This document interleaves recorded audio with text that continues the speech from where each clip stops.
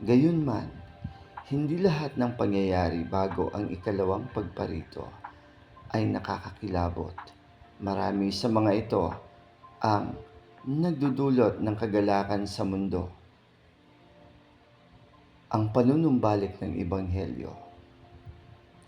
Sinabi ng Panginoon, isang ilaw ang magliliwanag sa kanila na mga nakaupo sa kadiliman, at ito ang kabuuan ng aking Ebanghelyo.